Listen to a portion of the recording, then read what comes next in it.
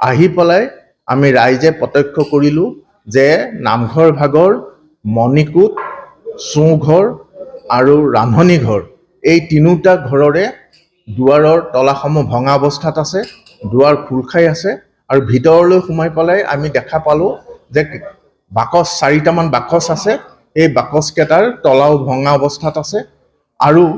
তাৰপিছত আমি হতভম্ব হৈ পৰোঁ ৰাইজ, আৰু ৰাইজে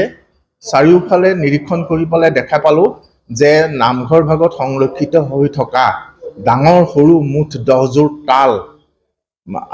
বাকচৰ ভিতৰত থোৱা অৱস্থাত থকা 12,000 টকা আৰু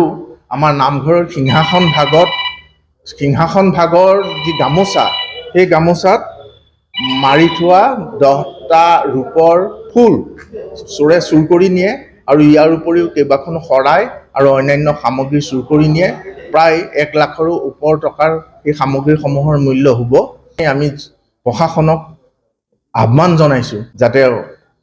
ব্যৱস্থা গ্ৰহণ কৰে আৰু এই চুৰি কাৰ্যত জড়িত হৈ থকা দুষ্কৃতিকাৰী চোৰবিলাকক যাতে সোনকালে কৰায়ত্ব কৰি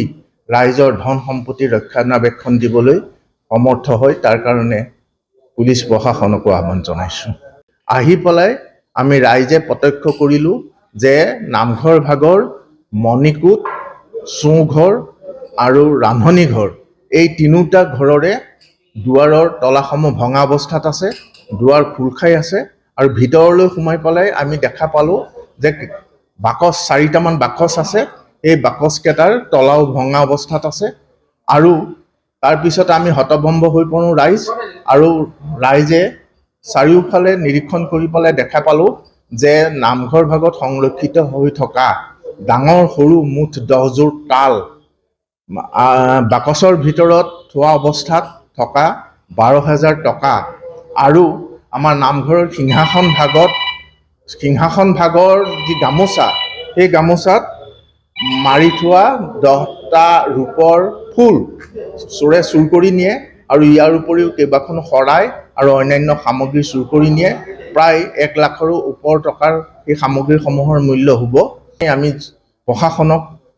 আহ্বান জনাইছোঁ যাতে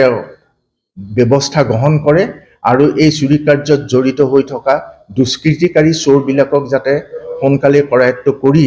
ৰাইজৰ ধন সম্পত্তি ৰক্ষণাবেক্ষণ দিবলৈ সমৰ্থ হয়, তাৰ কাৰণে পুলিচ প্ৰশাসনকো আহ্বান জনাইছোঁ।